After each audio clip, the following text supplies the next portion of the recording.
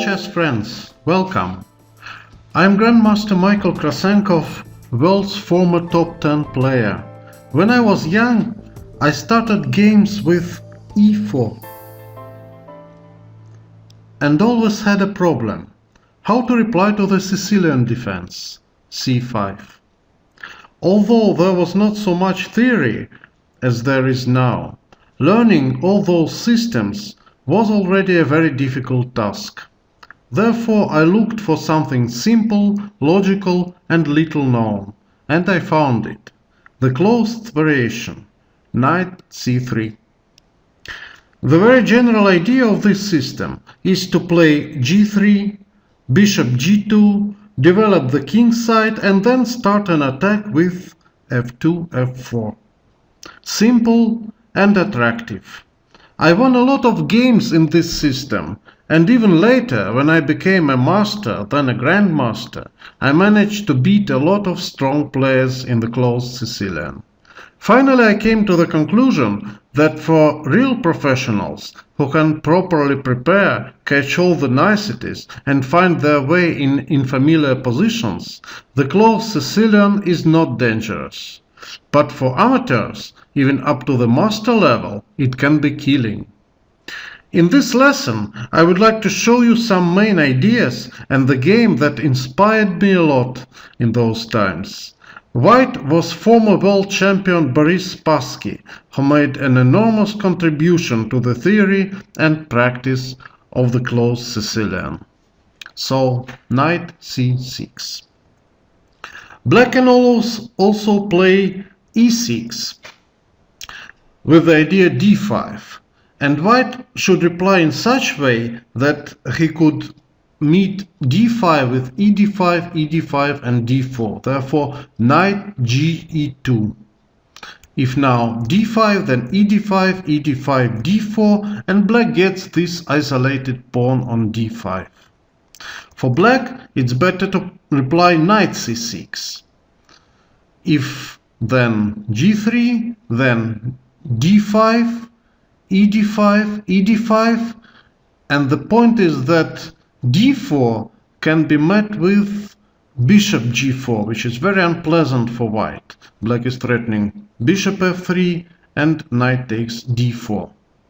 Therefore, instead of bishop g2, it is better for white to play instead of d4, it is better for white to play bishop g2, and if d4, then knight d5. This position is quite pleasant for white. White has a strong bishop on g2. A very nice game was won by Robert Fischer against Boris Spassky in their so-called rematch in Belgrade 1992.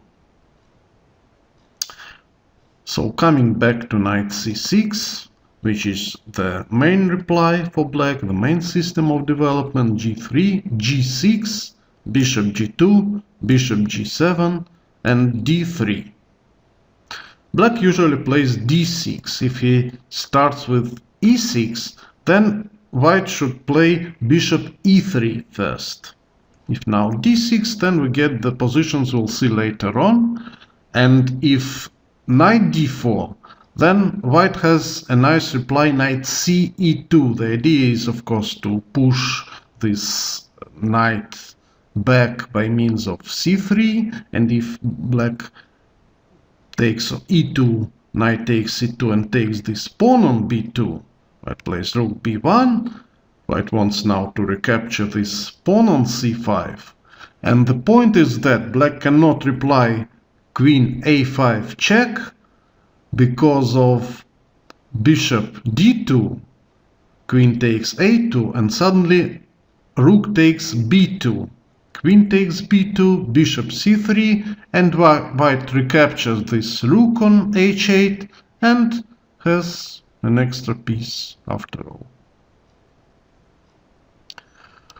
So, coming back to d6, now in this position I recommend knight h3 first. The idea of this move is the following. Of course, if black simply plays knight f6, then white also simply plays castling castling, and f4 with the idea of knight f2, then g4, f5, continuing his attack. If black plays e6 here, then bishop e3, knight g e7, castling, castling, queen d2. The idea is to trade these bishops, bishop h6, because this bishop on e3 is not so useful for white. If black plays knight d4, then the best reaction is knight d1 with the idea c3, pushing back this knight, and if e5, then f4, and white has quite a decent position. c3 is the same idea.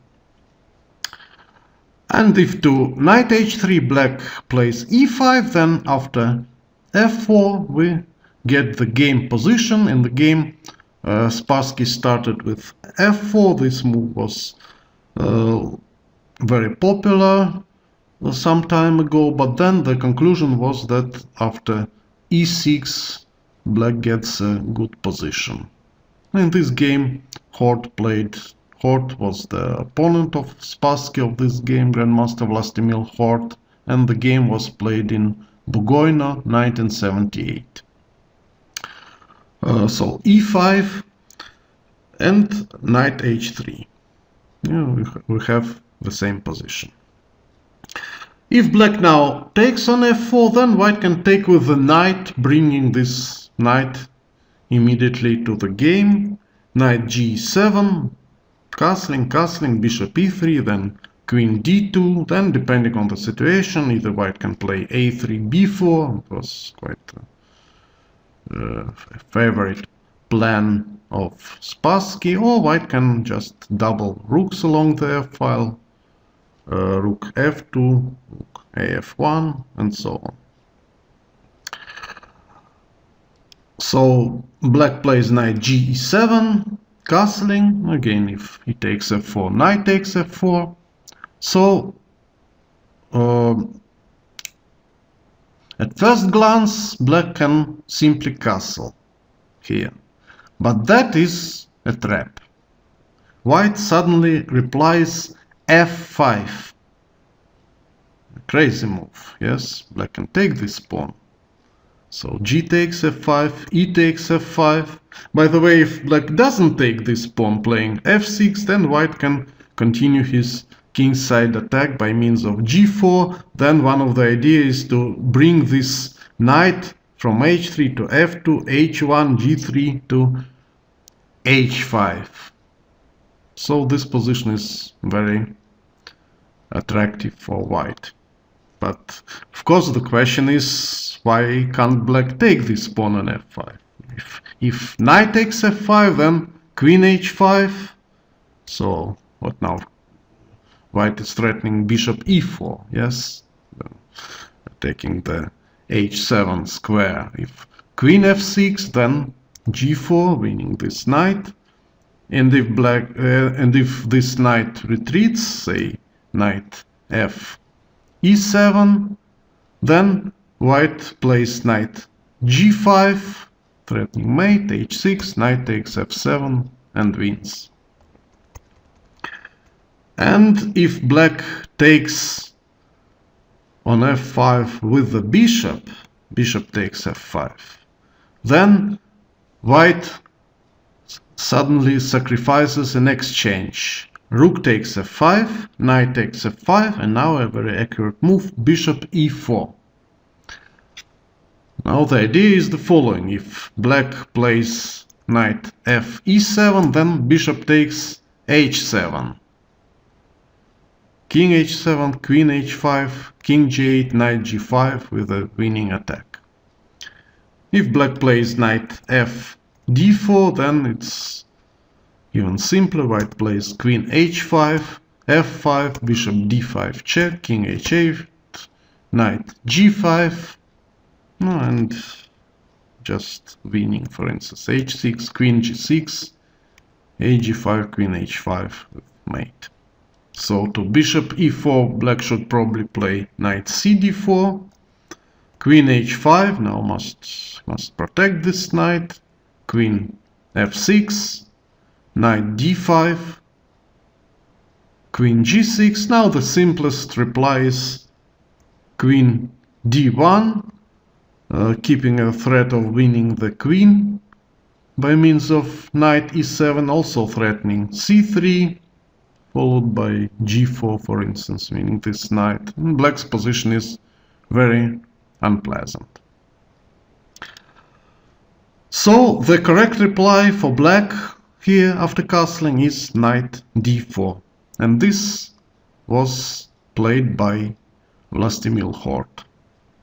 Still, white sacrifices the pawn f5. Of course, it's not as killing as it was in the previous line, but still quite interesting and attractive. G takes f5 and queen h5.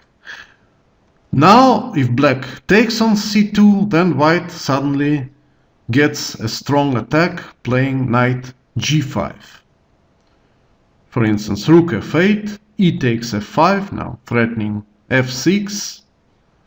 If bishop takes f5, then rook takes f5, knight takes f5, bishop takes b7, threatening bishop c6 check, and also knight e6 is a very unpleasant idea. If black plays knight f d4, then white has a nice piece sacrifice, knight e6, with the following idea: if knight takes e6, bishop c6 check, king e7, knight d5 mate. Very nice, but of course black should not allow such attack, and he plays h6 after queen h5, preventing knight g5. Now it's time for white to protect the c2 pawn, playing rook f2. Also, white prepares doubling rooks along the f file. Bishop e6, bishop e3. Now, for instance, if black plays f takes e4, then white plays rook af1, an intermediate move, rook f8, knight takes e4, now threatening bishop takes h6. The additional idea is c3, pushing this knight from d4, and white has quite a dangerous attack. So black played queen d7, rook a f1, and long castling. Actually, long castling is quite rare in the Closed Sicilian. Mostly black castles short, but of course here it's not possible. So white plays knight d5. Well, the same idea to push this knight from d4 by means of c3. If black takes on d5, of course with the bishop only, e takes d5, rook h f8, protecting on f7, and king h1. Now white wants to play knight back to g1, bishop h3, attacking the f5 pawn. Of course c3 will be played, the knight will be pushed from d4. Black's problem is that despite his extra pawn, his position is very passive and he has no counterplay. So white can do what he wants. Therefore black, instead of taking on d5, took on e4. But now white has a very nice and attractive combination. Knight takes e7 check, queen takes e7, bishop takes d4, c takes d4, and rook takes f7. Now, of course, if black takes on f7 with the bishop, then rook takes f7, recapturing the bishop on g7, and black's position is very bad. So black played queen e8, pinning this rook on f7. Bishop takes e4. Now again, it's not good for black to take on f7 because rook takes f7, now threatening an unpleasant check on g4, and rook d7 is not possible because of bishop f5. But what happens if black attacks this rook? Rook f8. Then white has a very nice, especially nicely looking move, which was played by Spassky. Bishop f5. So very interesting mutual pins. By the way, if black plays rook d7 instead of rook f8, then white has the same move, bishop f5, even, you see, more attractive. So rook f8, bishop f5. Now black can take on f7 with the rook or with the queen. Actually, it leads to the same position. Black doesn't win any material and finally ends up in a worse endgame. Black took with the queen. If rook takes f7, then it's more or less the same. Bishop takes e6, check, queen takes e6, queen takes f7, queen takes f7, rook takes f7, rook d7, and we have the same position as we'll see in the game. After rook takes d7, king takes d7. So black took with the queen on f7, queen takes f7, rook takes f7, bishop takes e6 check, rook fd7, rook f7, king c7 black played. Now white exchanged everything, bishop takes d7, rook takes d7, rook takes d7, king takes d7. So we have this endgame, and it is better for white, because white can create an outside passed pawn on the king side, and at the same time black's pawns are not so dangerous, because you see he has these double pawns on the d file. White plays king g2, king e6, king f3. d5. No, it's not clear whether it is the best move. Perhaps it was better for black not to allow white's king to h5, playing, say, king f6, and if king g4, king g6. But black played d5, king g4, king f6, king h5, bishop f8. Now white plays knight g1, improving this knight, b5, knight e2, a5, g4, a4, h4, b4. Actually, it looks quite strange because these pawns apparently go nowhere. But in future, the advanced pawns can be important, can make some difference. Of course, at this point, white stops these pawns, playing b3, black plays a3, knight g3, and now black found probably the only idea of counterplay. He plays e4.